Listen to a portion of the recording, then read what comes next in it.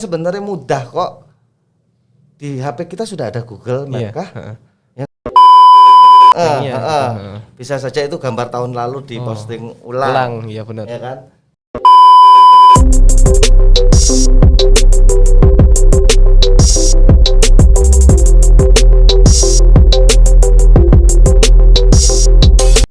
Assalamualaikum warahmatullahi wabarakatuh. Selamat sore, selamat siang, dan selamat pagi maupun selamat malam untuk Sobat SMAI TV dimanapun berada.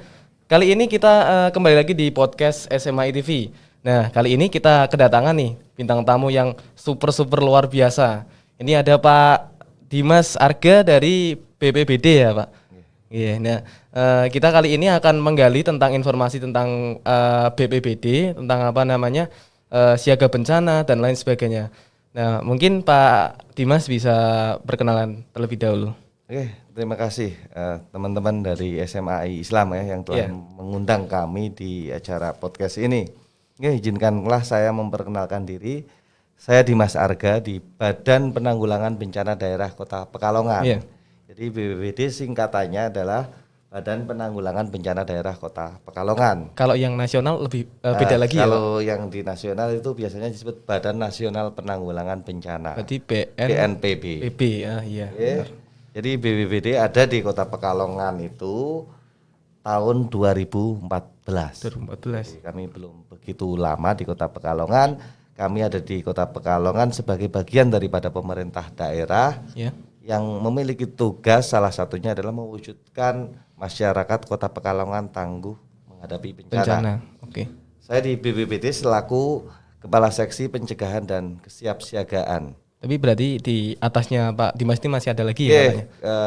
BPBD dipimpin oleh Kepala Pelaksana Harian yang dalam hal ini dijabat Pak Saminta. Tetapi Kepala BPBD-nya adalah Sekretaris Daerah.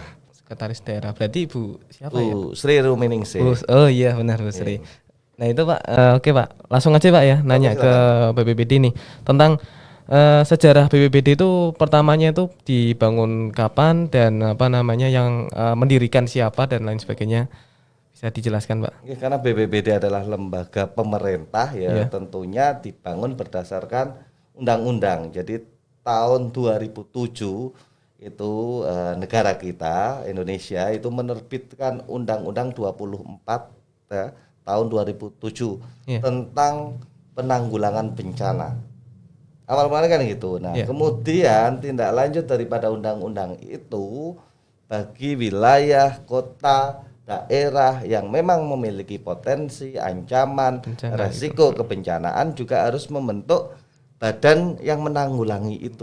Nah, di tahun 2014 terbentuklah Badan Penanggulangan Bencana Daerah Kota Pekalongan. Kemudian karena ini adalah lembaga pemerintah, pemerintah daerah kemudian didasarkan melalui Peraturan Daerah Nomor 3 Tahun 2015 tentang penyelenggaraan penanggulangan bencana.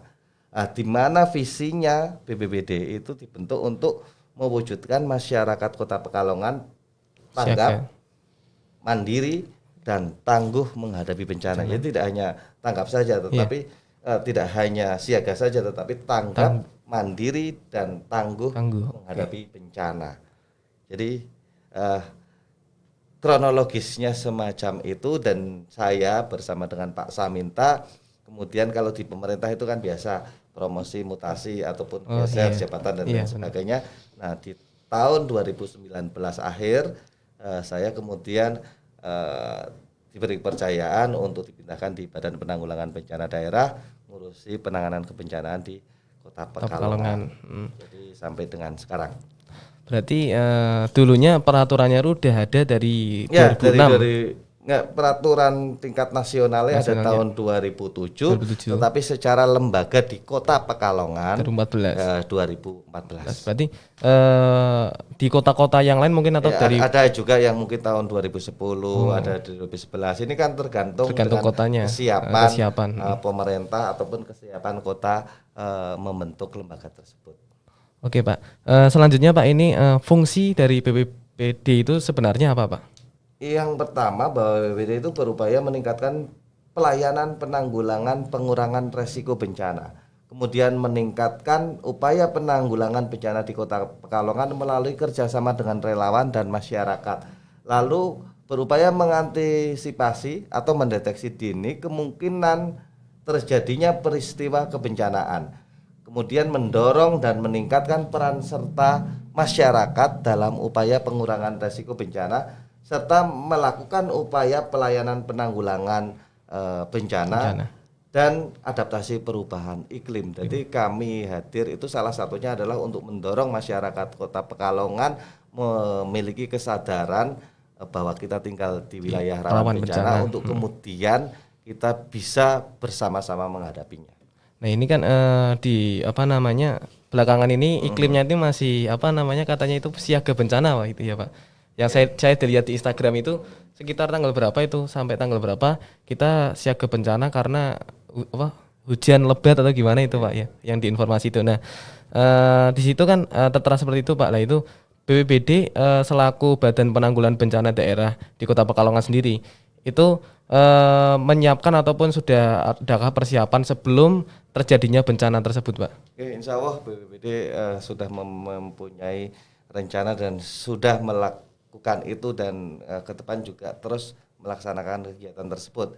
Jadi sejak bulan November sampai dengan Februari mendatang memang di Badan Penanggulangan Bencana mengeluarkan semacam surat edaran yang ditandatangani sekretaris daerah terkait dengan kewaspadaan dini potensi dampak daripada La Nina, di mana salah satu dampak daripada La Nina adalah kita juga memperkuat kewaspadaan menghadapi puncak musim penghujan.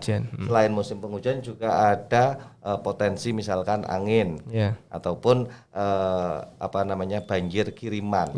Nah ini penting untuk kami informasikan kepada masyarakat agar paling tidak di bulan Januari, apalagi di bulan Januari kita tahu ini kita mengalami fase puncak musim penghujan. Biasanya Kota Pekalongan kalau hujannya lebat lebih dari 5 atau 3 sampai 5 jam ya kan bisa saja terjadi banjir lah, sehingga paling tidak ada kewaspadaan dini masyarakat. Bukan untuk menakut-nakuti tapi membangun kesadaran masyarakat untuk mempersiapkan dirinya.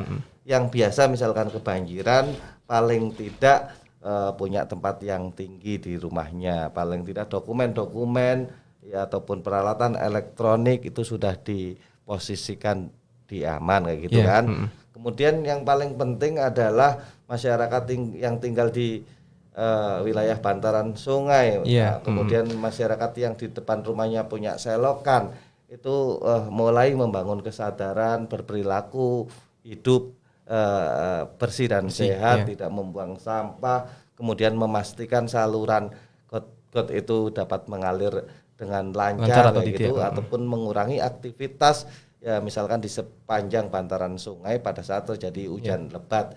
Nah, salah satunya kan publikasi yang kami lakukan itu paling tidak mengajak masyarakat untuk waspada, membangun kewaspadaan karena prinsipnya sebenarnya tidak ada ruginya. Kita sudah siaga, kita sudah waspada ya. Dan apabila itu tidak terjadi bencana ya kan berarti kita sedang melakukan persiapan atau disebut investasi kan. Tapi ketika kita sudah siap, apabila kemudian kita tidak siap-siap dan terjadi bencana, sebenarnya kita menciptakan tragedi. Kaget. Apalagi kalau ada korbannya misalnya gitu. Tapi apabila misalkan kita tidak siap sama sekali dan terjadi itu tadi kan menciptakan tragedi tadi kan. Sehingga sebenarnya tidak ada ruginya juga ketika kita kemudian melakukan upaya kesiapsiagaan dan kewaspadaan. Toh juga yang menerima manfaat adalah kita sendiri, membangun kewaspadaan diri, membangun kita untuk lebih hati-hati dan mawas diri. Yang paling penting juga mulai memperhatikan tanda-tanda lingkungan, mulai mengupdate informasi yang berkaitan dengan tempat kita tinggal. Tidak ada salahnya juga memperhatikan itu karena muaranya adalah untuk diri kita, wabil khusus misalkan untuk keselamatan kita. Nah, kan ini dari BPBD kan sering nih Pak ngasih informasi tentang siaga bencana untuk siap-siap ini setelah ini mungkin ada bencana banjir dan lain sebagainya Pak. Tapi banyak juga nih dari masyarakat nih kayak bodo amat gitu loh Pak. Kayak misal alah Pak Ora banjir Be dan lain sebagainya. Nah itu dari BPBD itu gimana caranya biar orang yang bersikap bodo amat untuk bencana seperti ini biar bisa tanggap bencana gitu Pak. Mungkin ada sosialisasi atau gimana gitu. Jadi upaya membangun kesadaran masyarakat, Iya. apalagi yang berkaitan dengan budaya sadar bencana, sebenarnya sebuah proses yang tanpa henti dan tanpa akhir, tidak ada ujungnya. Iya.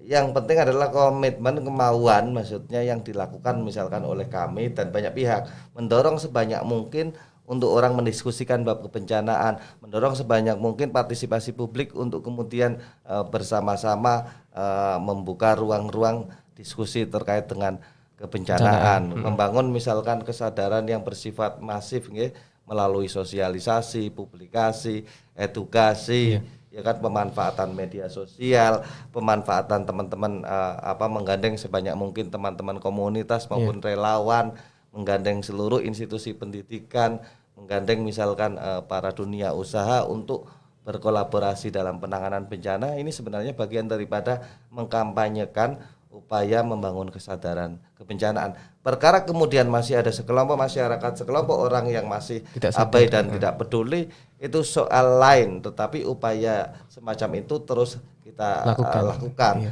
Karena sebenarnya gini, prinsip selama orang itu belum terkena dampak, dia tidak akan pernah berpikir apapun. Benar Pak. Soalnya belum pernah merasakan hal yang sama juga ketika dulu kami misalnya mengkomunikasikan bahwa Indonesia khususnya Yogyakarta itu sangat mungkin terjadi gempa besar. Jadi kami seringkali mengkomunikasikan itu ke sekolah-sekolah, seringkali mengkomunikasikan hal tersebut ke masyarakat, tetapi masih dianggap tidak mungkin, tidak mungkin. Tetapi kenyataannya ketika tahun 2006 terjadi gempa besar, kemudian baru terbangun kesadarannya. Ini sangat wajar ketika masyarakat kemudian memiliki pemahaman itu. Tetapi kalau mau kita cermati berdasarkan data kebencanaan BPBD Kota Pekalongan, faktanya tahun 2021 sebagaimana yang kita publish, ada 29 peristiwa kebencanaan yang terjadi di Kota Pekalongan. Ya kan? Apa aja itu, Pak? Itu terdiri dari banjir 7 kali. Baik banjir yang disebabkan oleh air pasang maupun air hujan. Ya kan? Kemudian ada 15 kali kebakaran, 1 kali angin puting beliung, dan 5 kali longsor. Memang gempanya masih nihil. Dari kejadian bencana tersebut setidaknya ada 75 rumah rusak. Setidaknya ada 4.766 jiwa. Paling tidak ada 173.676 masyarakat Kota Pekalongan yang terdampak.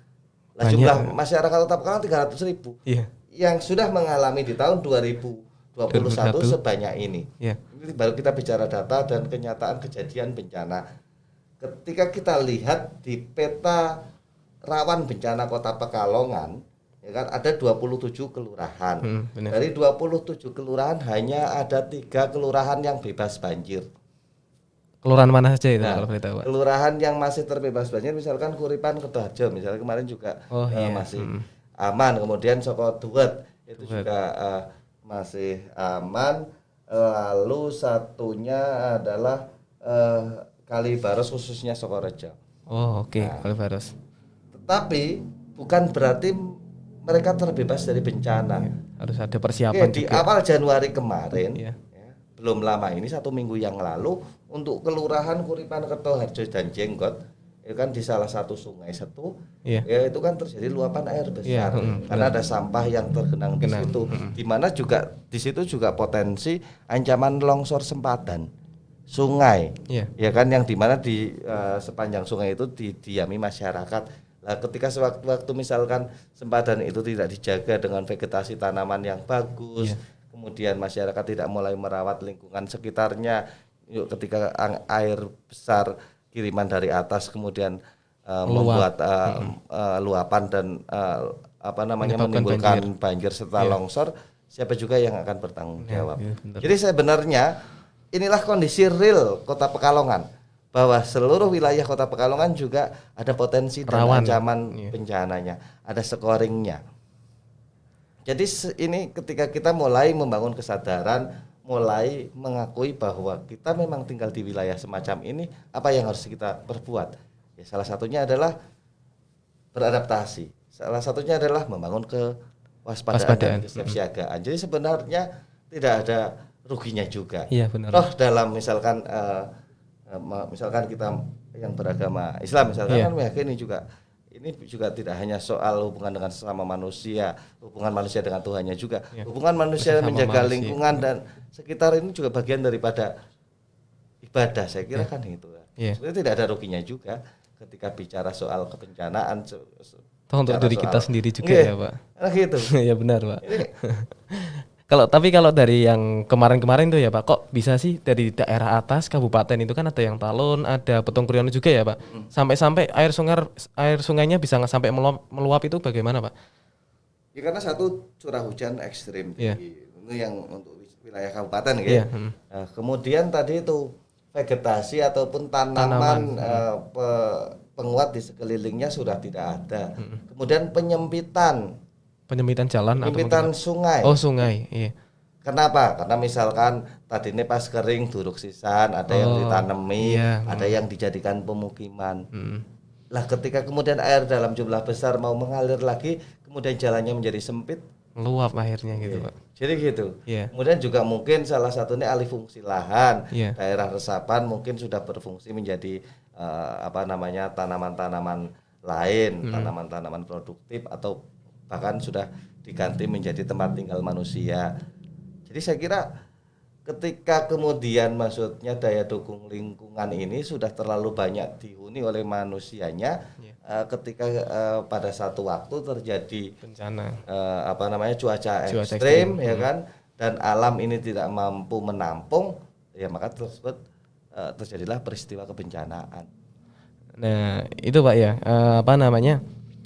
kabupaten kemarin sampai meluap nih, ya kan, kabupaten sampai meluap, akhirnya airnya sampai kemana-mana meluber. Tapi apakah pas itu Kota Pekalongan juga terdampak dari airnya tersebut apa enggak Pak? Jadi gini, yang perlu diwaspadai Kota Pekalongan ini juga penting bagi teman-teman SMAI maupun para pengguna media sosial ya. Jangan ikut kemudian menyebarluaskan informasi yang belum tentu kebenarannya. Jadi cara melihat potensi bencana ataupun ancaman khususnya kiriman air itu kita lihat nih, Kota Pekalongan ada berapa sungai? Nah, Sungai Pekalongan anggap saja ada Sungai Meduri dan Sungai Bremi, ya kan?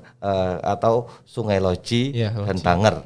Nah kita lihat Sungai Loji dan Banger itu hubungannya dengan atas itu adalah dengan Bendung Asem Siketek dan Bendung Krompeng. Nah ini yang kemudian harus dilihat. Mungkin kalau teman-teman kemarin itu ada lihat ada bendungan yang di Petung Kriono. Petung Kriono tidak ada hubungannya dengan Kota Pekalongan. Nah, itu tapi banyak banget yang bilang makanya kan padahal teman-teman gitu. juga punya informasi nih, pelajaran geografi di sekolahan itu kan sungai itu kan hulunya di mana, dia hilirnya ke mana. Nah, yang ada dampaknya itu yang ada hubungannya langsung. Sedangkan yang Petung Kriono sama Kota Pekalongan tidak ada hubungannya sama sekali gitu Pak. Ya iya gitu. Benar. Semua pengen jadi wartawan, semua pengen menjadi menakut-nakuti. Nah, maksud saya manfaatnya menakut-nakuti melalui media sosial untuk sesuatu yang tidak tahu kebenarannya apa? Biar tambah eksis. Benar. Ya banyak juga yang sukanya kayak gitu. Padahal kan itu sebenarnya memunculkan bencana baru, membuat kepanikan masyarakat. Iya benar. Akhirnya gitu. Siap-siap. Jadi harus kita lihat membangun kewaspadaan dan membangun kesiapsiagaan itu juga harus kita lihat nih hubungannya, korelasinya gitu loh. Teman-teman sebenarnya mudah kok, di HP kita sudah ada Google Map ya kan? Iya benar Pak. Kita lihat diinfokan. Jadi jangan kemudian itu ikut men-share untuk yang jelas. Misalnya bendungannya mana tidak ada hubungannya Kota Pekalongan siap-siap. Nah ini menjadi persoalan juga. Nah kemarin yang menjadi kewaspadaan dan konsen di BPBD adalah yang Bendung Asem Siketek dan Krompeng. Memang benar Krompeng terjadi peningkatan debit air maupun Asem Siketek ketika misalkan di situ sudah 120. Artinya masyarakat yang di bawah sudah siap. Tetapi tidak perlu disertai dengan gambar-gambar yang didorong, gambar-gambar yang dipaesan, yang dilolong. Ini tidak ada korelasi ini. Sambungkan saja gambar yang di Bendungan Krompeng maupun gambar-gambar yang ada hubungannya langsung dengan Kota Pekalongan. Pekalongan. Ya. Sampai itu banyak banget maksudnya di Oke, story WA gitu, saya itu, iya. Kota Pekalongan siap siaga Nah, tapi yang banjir dilihat gitu. dari mana, maksudnya gambar sungai yang mana. Lah, sebenarnya sebagai orang yang punya cara pandang Iya. berpikir sehat, tidak ada alasan apapun untuk mengkonfirmasi. Tabayun lah istilahnya. Iya, Kalau tidak ada orang yang diajak tabayun atau untuk konfirmasi, Anda dapat sumber dari mana? Itu satu. Kedua, atau minimal kita bisa konfirm melalui tadi itu. Apa BPBD namanya? itu. Ya, misalkan BPBD iya. bisa, atau minimal pakai itu misalnya Google Map gitu, Pak. Iya Oh, lah. iya. Sungai ini posisinya ada enggak sungai ini? Sungai Pekalongan hubungannya kemana? Nah, ini kan cara paling mudah. Iya. Tapi kebanyakan orang kan tinggal memakan berita yang udah istilahnya meledak gitu, Pak. Kan di Instagram banyak orang video banjir sampai meluap, bendungannya akhirnya meledak, komenan dan lain sebagainya, like banyak, akhirnya ikut-ikut nge-share gitu, Pak. Kan kebanyakan orang seperti itu. Berita bohong gimana? Nah, itu juga. Sudah kan? Gimana kayak gini loh. Iya, Kita sudah punya, maksudnya gitu. Bijaklah menggunakan media Medsos, sosial. iya, benar. Teman-teman generasi sekarang memang diberikan banyak fasilitas yang mungkin di generasi masa lampau tidak punya, belum ada. Ya kan? Sebenarnya dalam genggaman tangan panjenengan itu sebenarnya bisa kemudian digunakan. Ini kan ibaratnya pisau, ya kan? Digunakan untuk kebaikan, saya kira juga pahalanya juga mengalir pada panjenengan. Digunakan untuk hal-hal yang tidak baik, itu juga saya kira juga akan memberikan hal-hal yang negatif juga. Saya kira itu dikembalikan ke hal-hal yang paling mendasar itu mawon sih sebenarnya. Jadi gitu. Hukumnya menakut-nakuti orang, ya kan, menyebarkan berita bohong. Terus apa yang mau didapat? Gitu kan? Cuma eksis toh misalnya gitu, orang kan? gitu. Jadi saya kira itu ya, makanya perlu memperhatikan informasi-informasi yang jelas, dari sumber yang jelas, dari sumber yang dipercaya.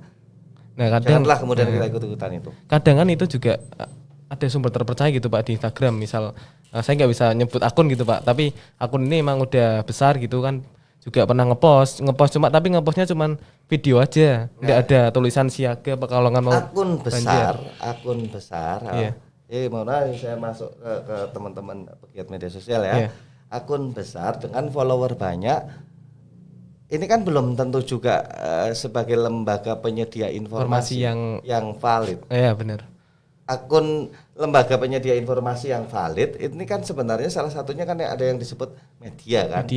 Nah, baik itu mainstream maupun non mainstream. Kalaupun misalnya akun-akun yang memiliki follower besar dan biasa digunakan untuk referensi, dia ambilnya dari mana? Agak gitu. Iya, benar. Sumbernya dari mana? Sumbernya dari mana? Karena belum tentu juga, maksudnya di dalam pengelola akun itu kemudian di situ juga ada orang-orang ataupun teman-teman yang basicnya dari jurnalistik, basicnya dari, maksudnya mereka yang paham misalnya standar pengelolaan informasi. Padahal kan sebenarnya ada ketentuannya, ada aturan mainnya kalau bicara soal pemberitaan. Mungkin cuma copy paste nah, kirim gitu. Makanya jadilah generasi maksudnya yang terdidik, jadilah generasi anak muda yang menurut saya dengan banyaknya literasi, dengan banyaknya sumber, itu kita memilah. Memilih karena sebenarnya semua sudah disajikan. Ibaratnya kita mau makan, semua menu ya kan di era generasi sekarang itu semua sudah ada. Ya kan, tinggal teman-teman memilih mana. Maksud saya gitu, kita pakai analogi itu karena sebenarnya di era sekarang tidak ada batasan apapun untuk mempelajari apapun, sesuai dengan keinginan, sesuai dengan kemampuan ataupun bidang yang disukainya. Tinggal teman-teman generasi milenial ini memilih porsi yang kira-kira bisa mendukung keilmuan kita, mendukung pengetahuan dan wawasan kita, mendukung jaringan pertemanan kita, mendukung misalkan hal-hal yang menjadikan hobi, ya kan? Maksudnya gitu. Jadi belum pasti akun yang istilahnya banyak follower, banyak pengikut itu memberikan suatu informasi yang valid gitu ya, Pak. Maksudnya bukan semacam itu, nggih. Maksud saya gini, akurasinya belum tentu karena dia bukan produsen berita. Kecuali kalau misal ambil sumber dari mana gitu. Makanya itu harus dilihat. Apalagi kaitannya dengan peristiwa kebencanaan. Ketika teman-teman pengguna media sosial itu melihat ataupun menerima kiriman informasi itu yang pertama dilihat kapan. Iya. Nah, kemudian di mananya. Kapan itu kan bisa dilihat di time-nya waktu. Iya, kapan ngepostingnya. Bisa saja itu gambar tahun lalu diposting ulang. Iya benar. Ya kan? Kemudian siapa yang ngeposting? Nah, ini kan paling tidak itu. Jadi harus dilihat waktunya, tanggalnya, dan siapa. Okay. Nah, siapa ini nanti berkaitan dengan pertanggungjawaban. Kalaupun di akun-akun yang memang sudah viral, ya kita tidak masalah. Kita lihat nih akun ini ambilnya dari sumber mana gitu. Misalnya dari sumber Badan Sumber Daya Air Provinsi Jawa Tengah. Iya. Dia sudah benar sumbernya, tapi jamnya beda ya. Nah, mungkin tahun gitu. kemarin atau hari gitu kemarin kan. gitu ya. Bisa gitu. Jadi iya, jadi kita harus cermat karena memang seringkali ada banyak teman yang mungkin ataupun pihak-pihak yang tidak bertanggung jawab dalam hal penyebar luasan informasi kebencanaan. Jadi perlu cermat, ya langkah lebih baik memang ditanyakan kepada lembaga atau badan yang berwenang mengurusi kebencanaan atau lembaga pemerintah yang berkaitan dengan informasi. Misalnya ada Dinas Kominfo, ada call center 112 misalkan kayak gitu. Nah, ini jadinya kita dapat nih pelajaran dari Pak Dimas bahwasanya kalau kita harus memilih nih Pak, mana berita-berita yang valid, mana yang enggak. Lah itu kita cara memilihnya gimana? Caranya kita cari tahu sumber ini dari mana dan kapan diposting dan harinya kapan gitu ya, Pak. Gitu, tidak melihat siapa yang memposting. Belum tentu juga misalkan akun-akun yang followernya besar belum tentu juga. Tapi bukan berarti kemudian tidak benar ya. Biasanya benar tetapi kadangkala waktunya beda gitu, Pak. Oke. Nah, itu seperti yang tadi itu ya, Pak, kayak misalnya banjir ataupun luapan air di kabupaten itu kan enggak ada sama sekali hubungannya dengan Kota Pekalongan. Nah, kecuali yang di sini ya, kecuali yang di Rompeng sama Ketek gitu. Iya.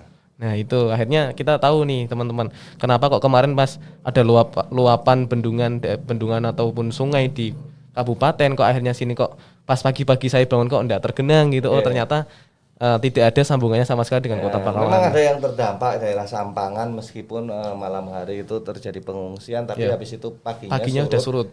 Kembali lagi kecuali Tirto. Kecuali Tirto karena tampungan dari kota itu biasanya karena hujannya deras semua mengalir ke Sungai Bremi. Nah, daya tampung Sungai Bremi itu tidak muat karena overload, akhirnya limpah ke pemukiman. Jadi yang ada kaitannya langsung kemarin memang terdampak dari Bendung Asem Siketek karena memang bendungan Asem Siketek itu sempat melewati batas ambang aman. Alhamdulillah sih hanya mengenangi semalaman dan pagi harinya sudah surut dan pengungsi kembali pulang. Kalau di Poncol ya Pak, kemarin itu kan sempat tuh habis hujan besar, terus akhirnya beberapa daerah itu kena banjir walaupun banjirnya cuma selutut mungkin ya Pak.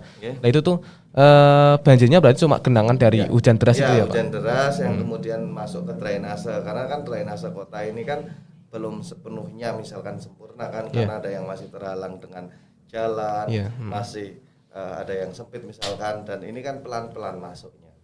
Nah ini Pak, tentang siaga bencana ya Pak, kita kan punya nih banyak banget sungai, juga banyak istilahnya selokan mungkin ya Pak ya. Nah itu kita juga mempunyai banyak seperti itu, penampungan air dan lain sebagainya. Tetapi saat kita biasa melihat seperti itu, di sungai kita itu kadang itu banyak sampahnya, juga mungkin juga sungainya nggak jernih dan lain sebagainya. Nah itu mungkin dari BPBD itu punya nggak sih istilahnya pencegahan ataupun melakukan suatu pembersihan selokan dan lain sebagainya gitu Pak? Oke, nah pembersihan selokan tugasnya dinas lain. Tapi BPBD punya tim yang memang membersihkan Sungai Bremi. Kenapa Sungai Bremi ada tim dari BPBD? Karena itu biasanya juga berdampak kepada kebencanaan yang membersihkan Enceng Gondok. Tapi selain itu juga ada teman-teman dari Dinas Lingkungan Hidup, ada teman-teman dari DPUPR yang memang bertugas melakukan upaya pembersihan sungai maupun selokan. Itu rutin dilakukan. Dan di kami pun juga patroli wilayah, patroli sungai juga biasa dilakukan. Tetapi yang paling penting juga kami meminta bantuan kesadaran masyarakat yang tinggal di bantaran sungai. Jangan membuang sampah sembarangan. Karena gini, seringkali banyak petugas yang dari kami mengeluh ketika terutama sampah-sampah rumah tangga itu kadang-kala beberapa maksudnya masyarakat masih ada yang memiliki kebiasaan membuang sampah sembarangan sungai. Iya. Ketika diingatkan apa jawabannya? Lah wis tugasin jenengan. Aduh. Kayak gitu. Ya kan? susah gitu ya, Pak. Gitu lah, itu ya sudah. Yang penting kita terus berupaya melakukan itu. Kalaupun masih ada masyarakat yang memiliki perilaku itu, ya saya kira semoga dibukakan pintu kesadarannya. Karena mungkin kalau dari saya ya Pak ya, mungkin bisa mungkin dari dinas yang mengurus seperti itu mungkin di depan rumah dikasih buat penampungan sampah atau gimana, jadi biar nggak dibuang langsung ke sungai. Sebenarnya rata-rata setiap kelurahan sudah ada tim yang membersihkan sampah ya kan, sudah ada petugas yang biasa membersihkan. Yeah. Kalaupun misalkan bahkan di beberapa kelurahan itu saya lihat juga sudah dibagikan tuh tempat-tempat sampah untuk masyarakat. Itu sudah banyak program-program itu dilakukan pemerintah, tapi saya kadang-kala melihat malah tempat sampahnya dijadikan untuk tempat lainnya. Ya kan? Ya benar, Pak. Kadang-kala gitu. Iya. Ya, meskipun ini menjadi ranah dinas lain gitu. Yeah. BPBD tidak punya kewenangan di wilayah itu, tetapi membangun, menjaga lingkungan sekitar, merawat alam, menjaga kelestarian wilayah yang berkaitan dengan kebencanaan. Paling tidak ini menjadi konsen BPBD. Dan saya kira tidak ada ruginya juga siapapun yang melakukan itu. Karena untuk diri kita sendiri gitu ya, Pak. Mungkin sebelumnya bisa diminum dulu, Pak. Monggo.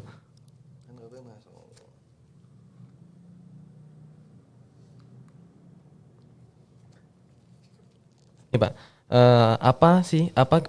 Gimana antisipasi dari masyarakat sebelum adanya petugas saat adanya bencana banjir gitu, Pak? Oke, siap. Jadi gini, dalam peristiwa kebencanaan tidak hanya banjir, sebenarnya siapa yang akan menyelamatkan diri sendiri? Yeah. Itu paling besar itu sebenarnya bukan petugas. Diri kita sendiri. Diri kita sendiri itu 35%. Petugas itu cuman 2%. Kalau itu misalnya peristiwa kebencanaan yang besar itu. Yeah. Jadi gitu. Jadi sebenarnya berangkat dari diri kita sendiri. Kemudian terkait dengan banjir ya. Yeah. Banjir itu kan hal-hal yang perlu dilakukan itu ada beberapa tahap, misalnya pada saat sebelum. Yeah. Bukan sebelum petugas datang, tetapi pada saat pra-bencana itu kira-kira apa yang bisa kita lakukan. Yeah. Bukan petugas datang, tapi pra-bencana. Karena dalam bencana itu ada 3 tahap nih. Yeah. Pada saat dan setelah. Nah, ketika banjir juga sama. Kita bicara pada saat sebelum terjadinya banjir, nah jenengan omahe ning Poncol njuk terus jenengan kudu kepiye. Yeah. Kayak begitu. Yeah. Ini cara pandangnya adalah begini. Yeah. Karena persoalan bencana tidak murni menjadi tanggung jawab semata pemerintah. Tanggung jawab kebencanaan apalagi kaitannya keselamatan itu malah lebih besar pada diri kita sendiri. Gitu. Okay. Yang pertama adalah ketahui potensi dan bencana serta ancamannya. Yeah. Mengenali lingkungan ini penting. Apakah kita tinggal di bantaran, biasa tidak terjadi banjir, ya kan? Yeah. Mengenali lingkungan tempat kita tinggal dulu. Apabila banjir biasanya airnya datangnya dari mana, ya kan? Yeah. Kemudian kita juga bisa mulai memperhatikan informasi cuaca. Mulai gunakan gadget kita dengan benar ya. Yeah. Di sini nih ya. Benar, Pak. Klik BMKG. Oke. Itu ada aplikasinya enggak sih, Pak? Enggak usah pakai aplikasi, pakai Instagram saja Instagram. dong. Iya, benar. Iya kan? Ini yang paling populer saya bilang gitu kan. Iya. Tidak harus pakai aplikasi kadang-kadang nyedot pulsa dan lain sebagainya. Web juga kadang terlalu lama. Media sosial kan kalau nggak punya pulsa banyak yang bisa free ya. Iya benar Pak. Tapi terkadang kita malah masyarakat tuh beda Pak. Maksudnya kita memfollow hal-hal yang sekiranya tidak bermanfaat untuk diri kita sendiri. Nah inilah mari kita mulai untuk mengikuti yang kayak gitu. Toh juga tidak ada ruginya, ya, kita bayar kali. Kita dapat info juga untuk diri kita gitu. Juga. Mulai menginformasikan itu, misalkan ikut juga Instagram pemerintah lah yang saya kira kita jangan anti lah, saya kira juga yang melayani layanan publik masyarakat juga salah satu tugasnya kan pemerintah juga kan. Iya, benar gitu. Apa salahnya kan maksudnya kemudian menjadi follower, kalaupun ada kritik pun juga bisa mengkritik, tidak dikunci juga kan untuk kolom komentarnya. Kemudian kalau misalkan terjadi bencana, kira-kira banjir, misalnya daerah ini sudah ada atau belum rute evakuasinya, atau jalan yang lebih tinggi nih, kira-kira yang bisa digunakan untuk menyelamatkan kita.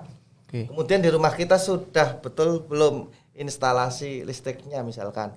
Dia di posisi aman atau tidak. Alat elektronik kita sudah di posisi yang tinggi atau tidak. Sudah ada pengamannya atau tidak begitu. Kemudian pastikan dokumen-dokumen yang ada di rumah Anda apabila rumah panjenengan itu memang terbiasa tergenang. Kira-kira akan menyentuh dokumen tidak. Nah, ini sebenarnya bisa dilakukan. Sebenarnya hal kecil ya Pak, tapi mungkin masyarakat termasuk juga bagian daripada meninggikan. Betul, memang kadang-kala meninggikan membutuhkan banyak biaya. Tetapi sebenarnya ini sebuah konsekuensi logis ketika wilayah kita sudah terbiasa. Ini kan bagian daripada proses mengadaptasi diri kita. Bagaimana caranya kita tinggal gitu. Kalau mungkin tidak bisa hari ini, mungkin bisa untuk anak cucu kita. Nah, itu tapi dari pada saat kalau saya lihat-lihat ya Pak ya, kalau yang di daerah yang biasa kena banjir Pak, itu kan sampai bisa ninggiin sampai mentok di kepala gitu Pak. Iya, karena kan itu baru kemarin-kemarin, maksudnya gitu. Maksudnya kesadaran ini kan belum lama. Nah, jadi baru kemarin mereka sadar harusnya ditinggikan. Baru-baru setelah kemudian tergenang selama misalnya hampir 10 tahun, 20 tahun kayak gitu. Tapi bukan tinggalan di masa lampau bahwa kita memang tinggal di wilayah yang semacam ini, harusnya kan ada pemahaman itu. Karena yang paling tahu lokasinya adalah orang yang tinggal di wilayah tersebut. Gitu. Kemudian pada saat terjadi bencana, nah kita harus bagaimana nih? Kalau kita sehat ya kan kita bisa melakukan evakuasi mandiri ke titik yang aman ataupun ke tempat tinggal saudara. Karena tipikal banjir Kota Pekalongan alhamdulillah ini kan pelan. Tidak kayak yang banjir panjang kayak di Malang gitu ya Pak. Gitu. Malang kan banjir bandang banjirnya kan pelan kan. Kayak gitu banjir rob maupun air hujan. Tapi sebelumnya itu Pekalongan pernah nggak Pak kena banjir yang bandang alhamdulillah gitu? Banjirnya masih smooth. Masih pelan. Ya, karena gini Pekalongan tidak punya karakter ketinggian. Kita kan daratan. Oh iya benar ya. Itu kabupaten sangat bisa. Untung itu bisa dorong karena ada kemiringan. Ya gitu. Pekalongan itu kan sungainya pelan, elevasinya kan dia perlahan. Jadi saya kira mudah-mudahan hanya sebatas luberan. Kemudian kalaupun sudah jalan itu waspadai titik-titik lokasinya. Jangan sampai misalnya kejeglong, ya terjerumus masuk ke selokan misalkan kan kayak gitu. Jadi gitu. Kemudian misalkan pada saat terjadi bencana juga siapkan nih tampungan untuk air bersih. Gitu. Jadi ini bagian-bagian daripada untuk menyiapkan diri kita. Kemudian setelah terjadi bencana, pastikan misalkan air nanti ataupun tempat minum kita ataupun tempat kita ngambil air tidak terkontaminasi. Bersih gitu ya. Ya kan? Kemudian pastikan lingkungan di sekitar kita yang tadi ini bekas-bekas sudah dibersihkan untuk kemudian ditinggali. Jadi salah satunya itu kemudian pada saat melakukan pembersihan rumah ya gunakan peralatan pendukung keamanan, sarung tangan dan lain sebagainya untuk menghindari hal-hal yang tidak diinginkan. Ya sebenarnya salah satunya itu, tapi yang paling penting adalah tetap digiatkan, tetap dibangunkan budaya perilaku sadar bencana. Nah, oke Pak, kita ini mau nanya tentang apakah benar sih Pak itu yang biasa terkenal itu ramalan dari Jayabaya gitu Pak? Katanya Jawa itu bakal tenggelam, itu apakah benar gitu Pak kalau dari Pak? Prinsip BPBD ini kan karena kita juga berbasis kepada keilmuan ilmiah ya. Salah satu informasi yang kita gunakan adalah prediksi BMKG. Nah, kita gunakan itu terkait dengan ramalan peristiwa di masa lampau ini kan sebenarnya bagian daripada histori. Ataupun dongeng ataupun cerita. Tetapi ketika itu kemudian kita jadikan sebagai hal yang maksudnya bukan untuk menakut-nakuti, tetapi sebagai bagian daripada kearifan lokal untuk kemudian menjadikan kita hidup untuk lebih mawas diri, ya saya kira itu enggak masalah juga. Tetapi BPBD ya tidak kemudian ansih percaya kepada hal semacam itu, tetapi mendorong kearifan lokal untuk kemudian bersama-sama membangun upaya yang meningkatkan kewaspadaan. Saya kira sah-sah saja. Karena prinsipnya begini, falsafah Jawa itu kan salah satunya begini. Sak bejo-bejone wong adalah wong kang iling lan waspada. Jadi sak beruntung-beruntungnya orang yang selalu mengingat, bersiap-siap kan, gitu. Dan memiliki kewaspadaan. Anjen dengan orang waspada gerusak-gerusuk motoran belak yo. Kadang-kadang ya, Pak. Jadi saya kira juga sama. Jadi tidak ada ruginya. Untuk untuk diri kita sendiri gitu ya. Daripada tadi sekedar mengabarkan informasi aja kayak gitu. Bisa kok, apalagi untuk hal-hal yang lebih baik gitu kan. Tapi kebanyakan Pak ini kan saya lihat di tembok-tembok mural-mural itu ya Pak. Kebanyakan bilang Rob membunuh rakyat dan lain sebagainya gitulah. Itu mungkin nggak sih Pak kita di Pekalongan itu bisa bebas Rob gitu Pak? Jadi secara infrastruktur pemerintah Kota Pekalongan penanganan Rob ini kan menjadi prioritas. Mas, banjir ini menjadi program prioritas. Ada banyak program pemerintah yang dilakukan untuk mengatasi banjir dan rob, termasuk penanganan Sungai Loji dan Banger. Panjenengan Persani itu dari sepanjang muara Loji ini itu kan sudah mulai dibangun serpel, tanggul dan lain sebagainya.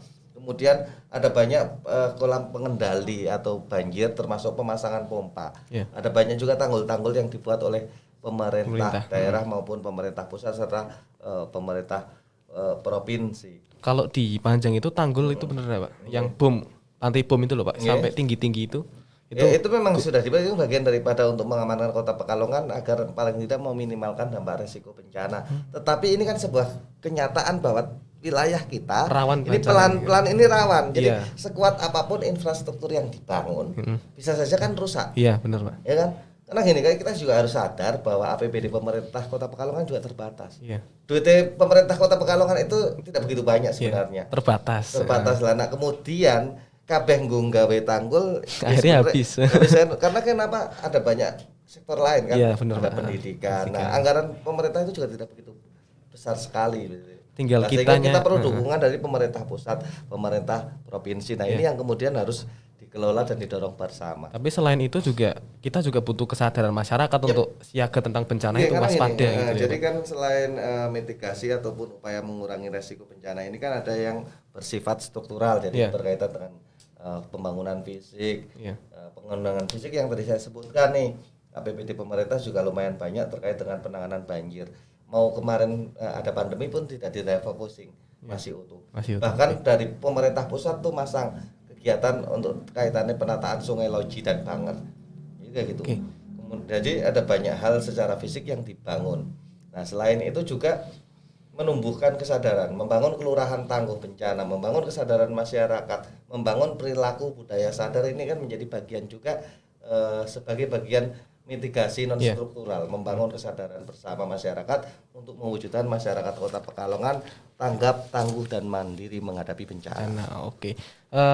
Terakhir nih Pak, saya mau nanya tentang yang sebelumnya itu yang masih sering itu kena rob itu kan Celumprit kalau nggak saya Pak. Celumprit itu kemarin tidak banjir, yang situ tergenang rob sendiri. Nah itu kemarin pas itu BPBD itu stay di situ atau mungkin ada penanganan enggak di wilayah Celumprit itu Pak yang sering banget terkena rob gitu. Jadi sebelum terjadi peristiwa bencana memang Kota Pekalongan BPBD juga salah satunya tugasnya adalah memetakan wilayah. Celumprit sebenarnya juga menjadi bagian yang kita petakan karena sebenarnya tidak hanya tahun lalu, tahun sebelumnya juga sudah terjadi banjir. Secara kedaruratan BPBD bekerja sama dengan DPU itu membangun tanggul darurat di 2 tahun yang lalu untuk penanganan Celumprit. Tapi pada saat tahun 2021 tanggul darurat tersebut juga limpas.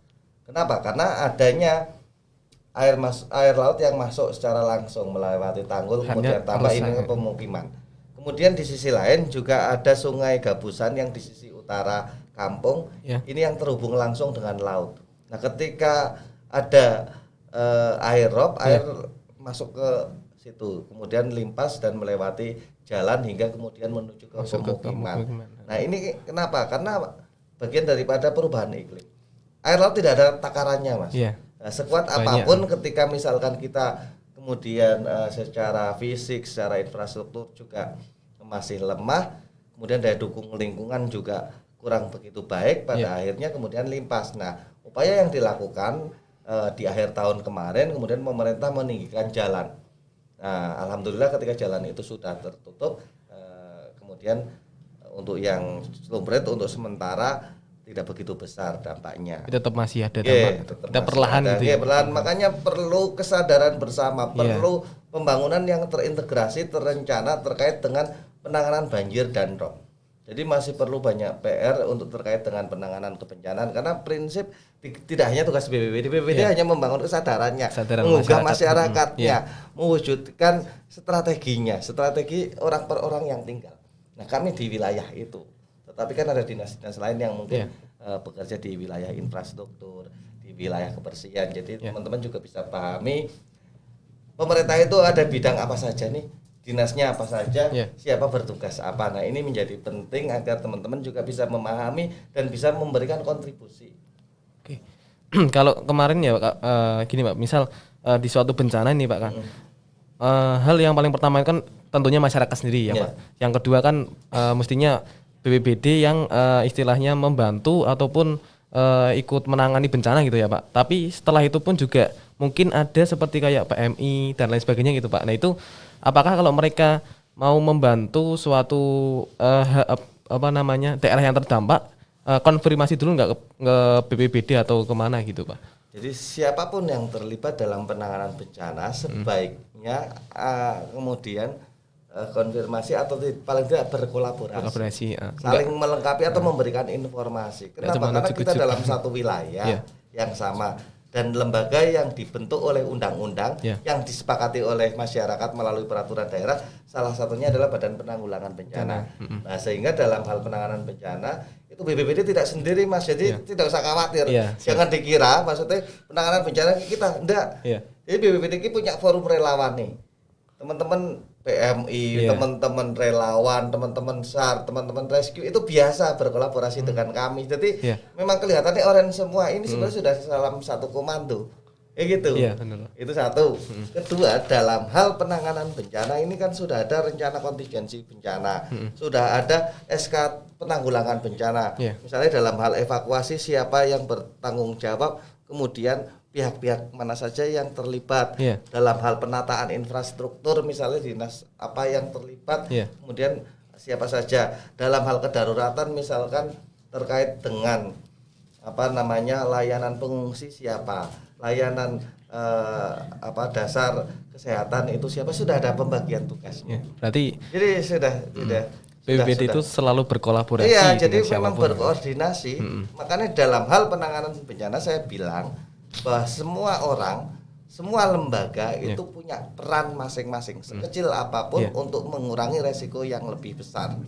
Oke, berarti jadi bukan tanggung jawab murni Badan Penanggulangan Bencana, karena tanggung jawab murni tetap ada di pemerintah daerah. Gitu. Oke, berarti istilahnya BPBD itu banyak berkolaborasi. Jadi kalau memang semua unsur pemerintah tidak hanya BPBD semuanya dalam mewujudkan cita-cita tujuan organisasinya pasti harus berkolaborasi. Kalau wajib hukumnya. Kalau sendiri nggak bisa ya. Ini bagian daripada kolaborasi. Iya benar.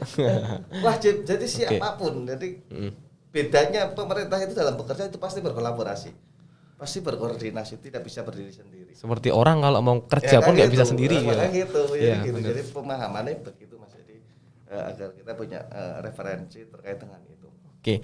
Terakhir Pak, saya mau minta satu pesan untuk masyarakat maupun untuk siswa-siswi SMA Islam Pekalongan untuk siaga bencana yang ada di Pekalongan gitu Pak. Bukan cuma banjir tapi mungkin bencana yang lain seperti itu Pak. Jadi tadi sudah saya sebutkan bahwa setiap manusia punya potensi. Ya kan, dalam hal penanganan bencana, dalam hal upaya penyelamatan lingkungan, dalam hal misalkan berbuat baik, siapapun punya peran. Sesuai dengan kapasitasnya, sesuai dengan porsinya. Ya, kalau dalam hal penanganan bencana tentunya untuk mengurangi resiko kebencanaan itu lebih besar. Itu saja sih. Itu aja saya sampaikan. Oke, mungkin cukup sekian saja ya Pak. Terima kasih sudah dapat bergabung dengan kami, berkolaborasi, memberikan informasi tentang bagaimana kita tetap siaga bencana, mau di Pekalongan maupun di yang lainnya, di daerah lain dan lain sebagainya. Bukan cuma banjir saja ya Pak, tapi gempa bumi, angin topan dan beliung, ya kan, itu longsor dan lain semua sebagainya. Juga berpotensi, tinggal membangun kewaspadaan bersama. Intinya kan kita tidak boleh terlalu mengandalkan orang gitu ya Pak. Pertama kali harus diri kita sendiri yang harus sadar kita itu di mana dan apakah daerah kita itu rawan bencana atau tidak. Tapi di setiap daerah pasti ada bencana gitu ya Pak. Jadinya kita wajib untuk istilahnya siap siaga atau waspada tentang adanya bencana. Mungkin seperti itu ya Pak. Oke, terima kasih Pak Dimas untuk podcast kali ini. Saya ucapkan selamat menonton ataupun terima kasih atas menonton video kali ini, podcast kali ini. Mungkin cukup saya sekiankan sampai sini saja. Kita akan bertemu lagi di podcast selanjutnya yang tentunya kita akan membahas informasi-informasi yang istilahnya bermutu lah untuk teman-teman sekalian maupun sobat-sobat SMAI TV dimanapun berada. Oke, sekian dari saya. Terima kasih. Wassalamualaikum warahmatullahi wabarakatuh. SMAI TV, muda dan berkarya.